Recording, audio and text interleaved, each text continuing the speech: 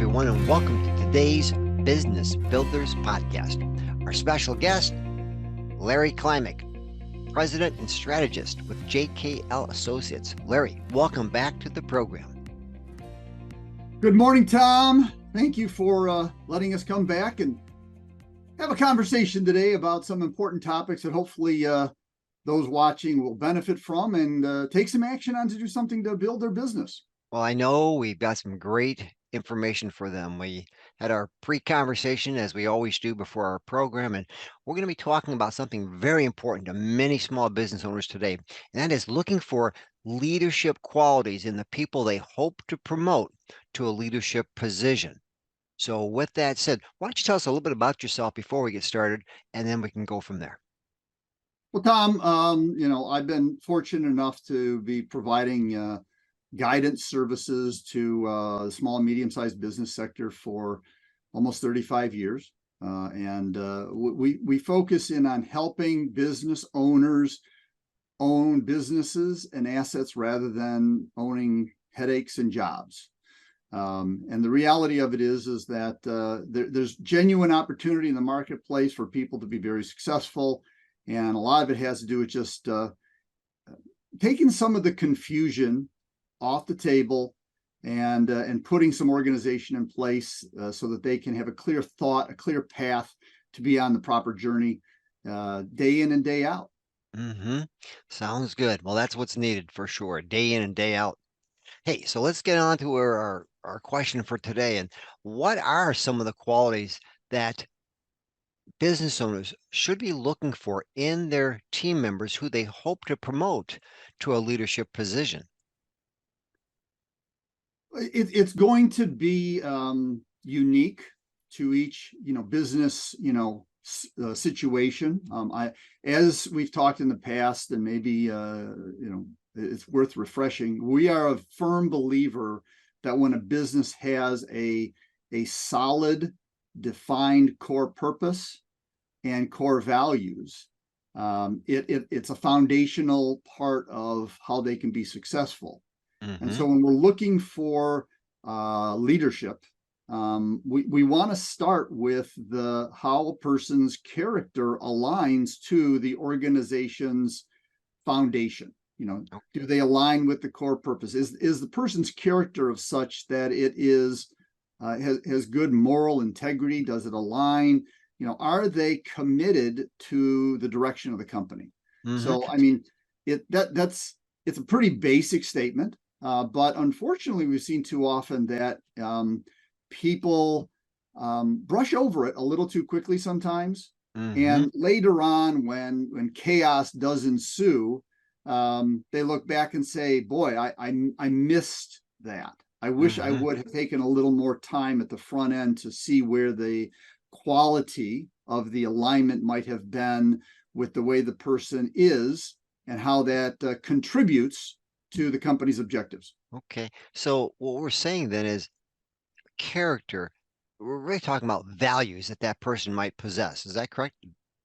Yeah, not only the values they have for themselves, but how they align with the company's values. Ah, right. Mm-hmm. It's an alignment piece. We're not here to judge a person's values, but when an organization has defined how it wants to go to market, the nature on how it wants to treat its customers and its employees, what is the expectation piece of that?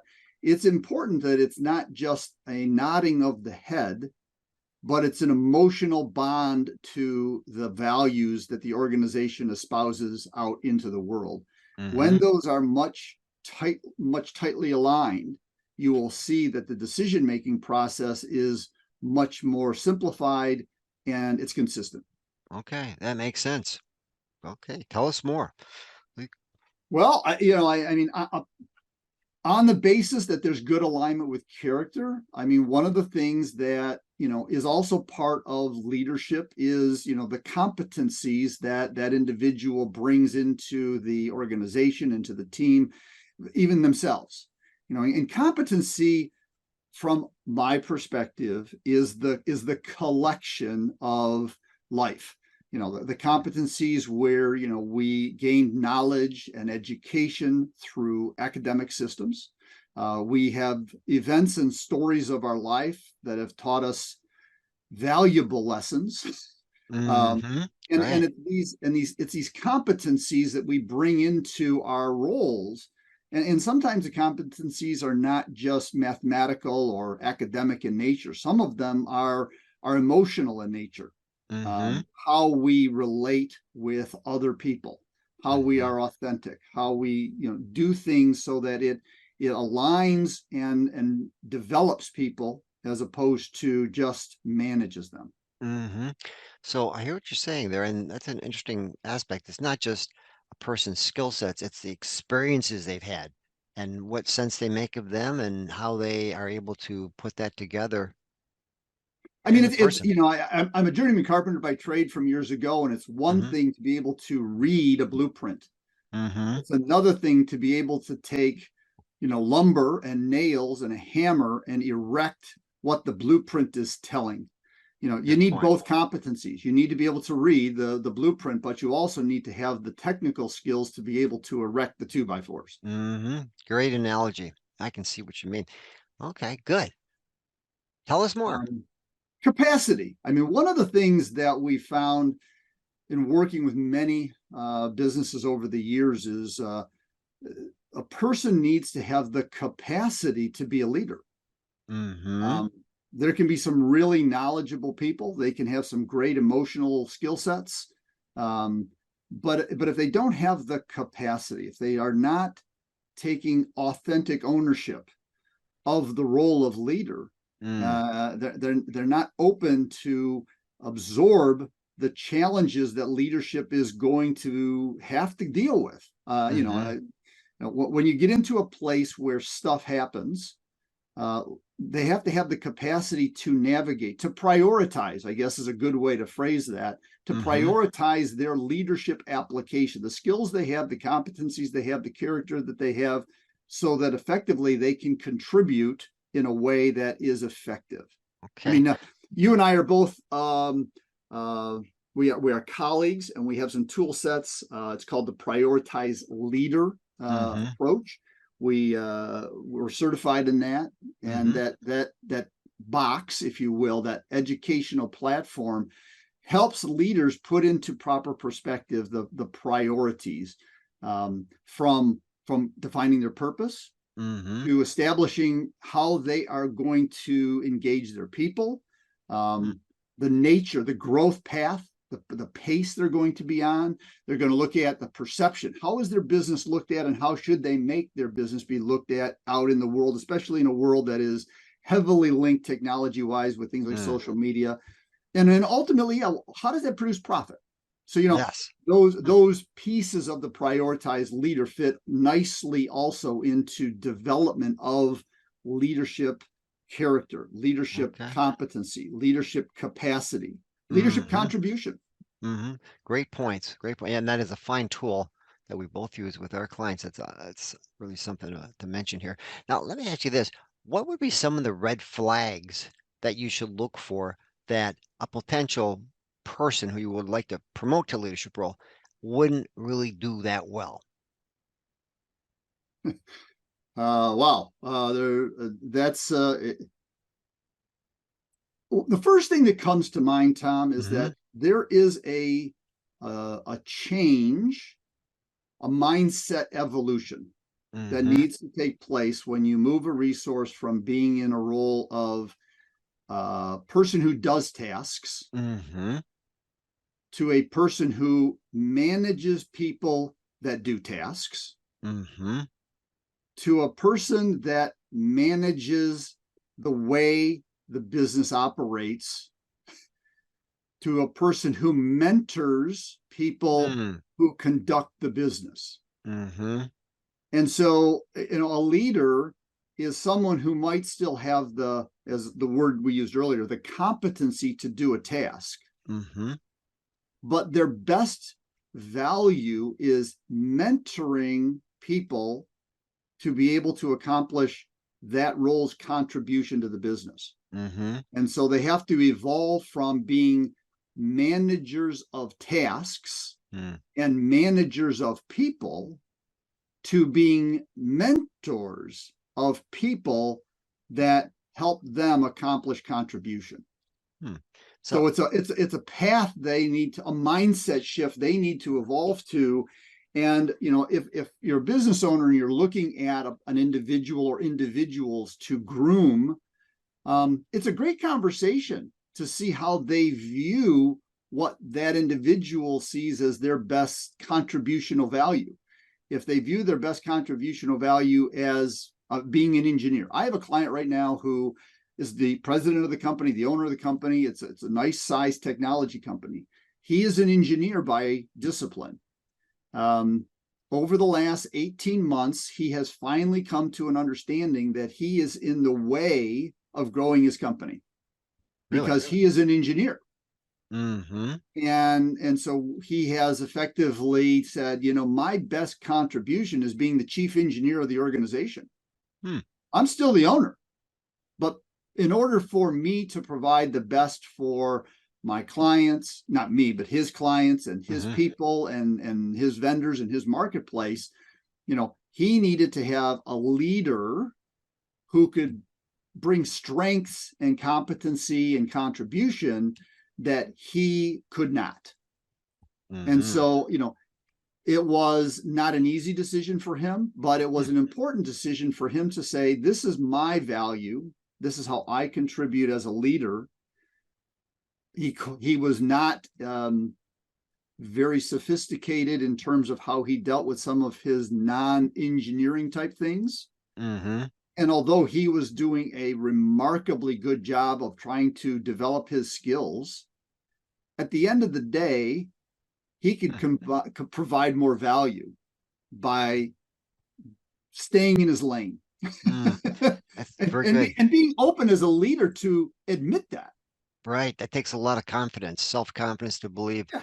that you have what it takes, but maybe not in the role you were playing as much, and need to do what you're really good at and bring in the right person to do that. And what he has done as a result of that, he is now engaged in mentoring the other engineering teams in Mm-hmm. his organization to bring them up to the level the demand is in the marketplace. Mm-hmm. And so he's still leading, Right. but he's leading in the channel where he can bring best value to the end game. Makes sense. Yeah, that makes total sense. Okay, so then let's go back to some of those qualities that we're looking for in these leaders we're looking to promote. Yeah, I mean, one of the things that is I think we've mentioned in the past, is we have drifted away from the concept of job descriptions Mm. into defining them as role contributions. And it might be a subtle thing, but the reality of it is that in today's marketplace, individuals have a real desire to be part of something. Yes. And job descriptions historically have been a list of things that you do Hmm. or things that this job does. And if you do these things, then you're the assumption is if you do these things, you're contributing. Hmm. It's an assumption. And so if we take that and we flip it on its side and we focus on the contribution, this role exists in our organization to contribute in this way. Mm. And when you contribute in this way, the way you contribute is by getting these tasks done, but we connect the activity, the behavior to the result. Mm-hmm. So, for example, what would be some of the things an individual would contribute to the organization? Well, I mean, the simplest one is sales. Mm-hmm. When you hire a salesperson, Mm. okay, you know, what is their contribution to an organization from your perspective? What is this? Why do you hire a salesperson? Bring in sales, get the revenue up. Right. So effectively, the contribution for the most part is I guess two or threefold. Mm-hmm. It's to generate dollars. Mm-hmm. Okay. It's to create relationships, and it's to solve customer problems. Mm-hmm. I mean, the only way you get revenue is if the salesperson has the ability to create a trusted relationship and is going to actually solve some headache for Mm, somebody through the service or product you offer. right. And Hmm. then, the contribution is the relationship, the solution, and then the last thing is the sale. Hmm. The sale is usually, and what do they do with salespeople's job descriptions? You got to make, depending upon the industry, but in order to be a good salesperson, you're going to get a quota of X dollars, Hmm. or you're going to, be put in the call tank and you got to make Mm, 100 calls a day, mm, hmm. you know, Mm. which, everybody just loves to hear that, Oh, you yes, know, yes. it's a high rejection type thing. Oh, yeah. So if the person understands that the value they are to the organization is to allow for sales, which in turn pays people's salaries, and salaries put food on people's tables, Hmm. the contribution takes on a much more intrinsic value than just simply the task of theoretically selling. Hmm. Sure. That And makes so sense. the contribution role approach and the other key part of that same definition is expectations. When you talk about a leader, what are the expectations of the role that leader is going to fulfill? Hmm. And from our perspective, the biggest value the leader can bring to the organization is to mentor their Mm. replacement. Oh, yeah. Great point. Great point. Yeah. And it's a scary thing, because why would somebody want to develop the person who's going to it's kind of juxtaposed. Mm. I'm going to develop these people under me so that they eventually replace me, Right. because we live in a scarcity mentality rather than an Mm. abundance mentality. You Hmm. live in an abundance mentality, if you do this, you will move up too, because Hmm. all boats rise with the tide. Hmm. But Right. so it's a mindset. Yeah, and it's a it's a tricky area for people when you ask them to be able to mentor someone else with the understanding that they're going to be replaced by that person. Of course, that person has to be reaffirmed that they're going to be moving up in the organization and that there's a place for them and that they're going to be able to receive the kind of help they need to succeed at that upper position. But yeah, that takes some true mentoring for sure from that person who's going to be uh, from the owner of the company to mentor whoever it is that they're expecting to move up in the Well, organization. it's one of the things that holds back owners of businesses from actually getting the plan in place to perpetuate the business, because they're effectively saying, I'm neutralizing my legacy by putting somebody better in my shoes. Hmm. Yeah. And the reality of it is that it's the complete opposite. When a company can sustain through multiple reiterations of leadership, Hmm. it's a testament to the foundation of the business and to the quality of leadership that exists. Hmm. I have one client that is 4 generations old, family run business, but it's been a very conscious leadership development process of bringing the next generation into the business, Hmm. and growing that replacement for the present owner to the Hmm. son, to the next generation son, to the next generation daughter, and so forth. So, Hmm. it's a conscious process rather than a reactive process. Hmm. So that person needs to know what's in store for them. Let's just go back to the business owner. If they're mentoring someone to take over some of their responsibility, they better know what their purpose is in that organization so they have a role to play as well. And that can be scary for some of them, can't it?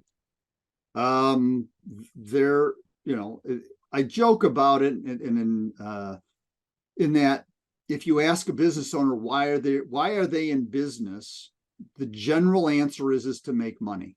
Mm, right. Which we all know is not correct. Well, it making money is part of the reward system you get out of ownership, Yes. but you can only make money when you satisfy someone else's need. Hmm.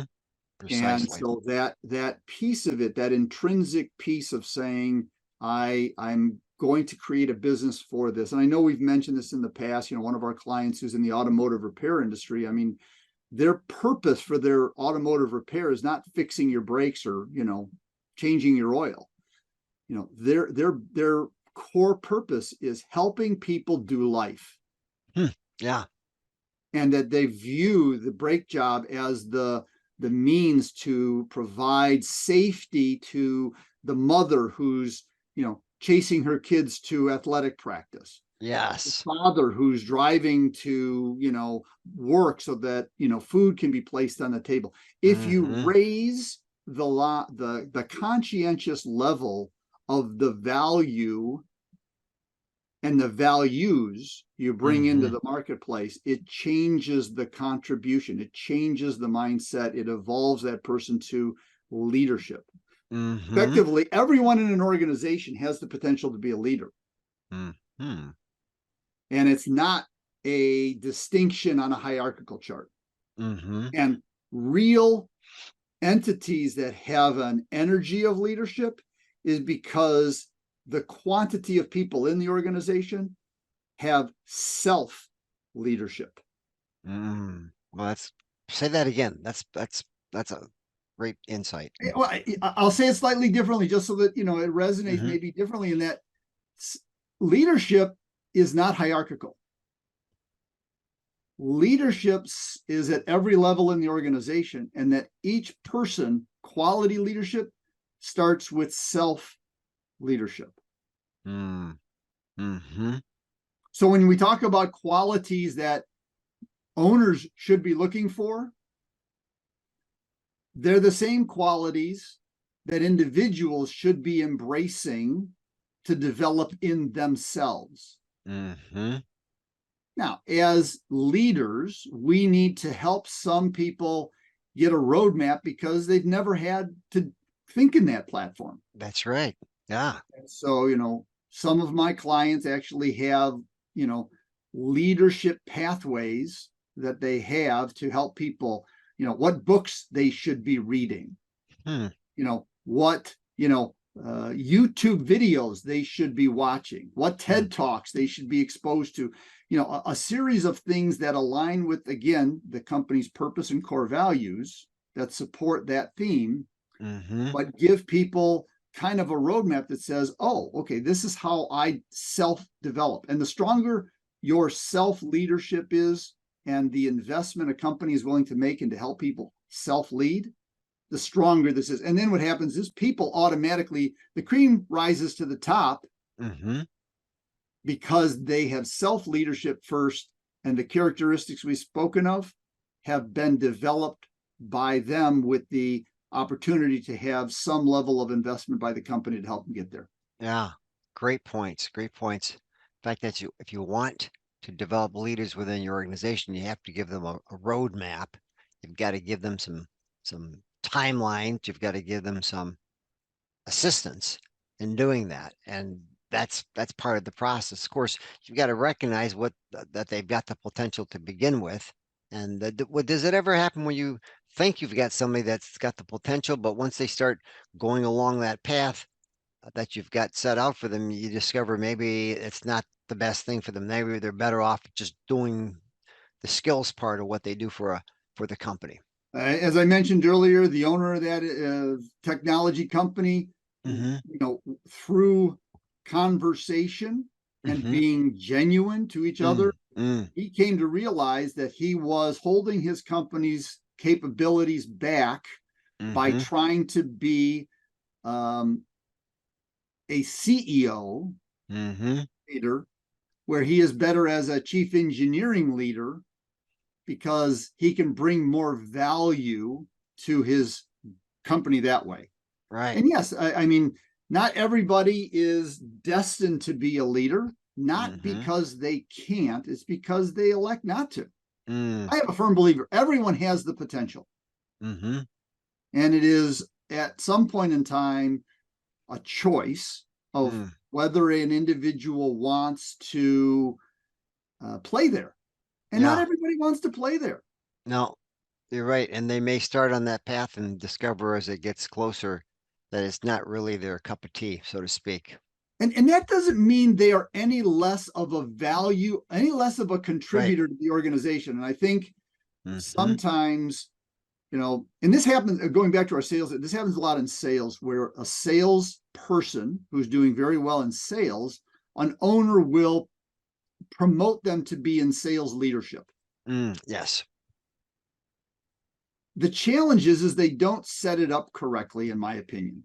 Mm-hmm. And what happens is that you take your best salesperson, you make them sales manager just for the Yeah. sake of titling here. Mm-hmm. They were great at sales, and unfortunately, they are not very good because they haven't been given the opportunity to develop the interpersonal skills to create better salespeople. Mm-hmm. And so now you have a sales manager who is not a good sales manager, Hmm. is no longer your best salesperson because you made them a sales manager. Even if Yeah. they're a selling sales manager, they're not at the same focal point. Hmm. And so they get frustrated. And what happens? They end up leaving your organization and they go potentially to the competition as a salesperson Hmm. Yeah. who sells against you. Mm. Jeez. Whereas if, and we've done this in a few of our clients where when we're talking about that promotional activity, we set it up in a way that allows for if this does not work, we don't want you to leave. We value your Mm-hmm. skill set and we will take you out of that role. We'll move you back into be a lead senior salesperson. Mm-hmm. And we've done it a couple of times with clients Yeah. where the person was given the opportunity because maybe they wanted it for a perceived money advantage or a perceived title advantage or any number of things. Yes. But if you don't plan the exit, you can't get out of it in a clean way. Yeah. Yeah, that's a great point, Larry. That's important to set that up from the beginning where you have a person you'd like to promote and with the understanding that you'll give them all the support they need. And if it works out where maybe they don't want to do it, doesn't feel like a good fit, or maybe you don't think it's a great fit, then it's okay. We've tried. We'll have you go right back to what you were doing and maybe give you some additional responsibility someplace else or just continue to do what you were doing. But it's okay. It's okay to find out that the shoe doesn't fit.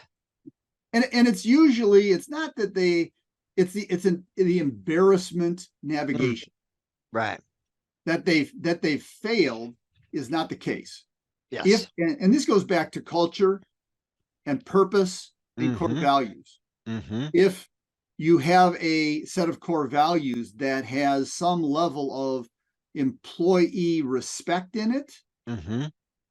you have the foundation by which Yeah, that movement up and down any type of organizational platform allows for it to be creative, innovative, and constructive and productive. absolutely. Yeah, that's a great point. Yeah, that's what we're talking about, a healthy organization here where people Yeah. understand the values of the company and people understand their own values and how they connect. And that's what we're talking about here, values. You're valuing that person and who they are as a human being, and not so much as just a cog in the wheel. We want them to be self-actualized to Yeah. the greatest degree that they can be in your organization. And that's why leadership starts with the individual first. Hmm. And I will just momentarily step up on my soapbox and say, unfortunately, we've distanced ourselves as a society from providing the skill sets and the tool sets to give people the opportunity to self-examine themselves as leaders. Hmm. We give them a structure of knowledge through academia, but we do not help them develop their own decision-making capacities Mm. to be self-assessing as leaders. Hmm. Well said. Well said. Well, all right.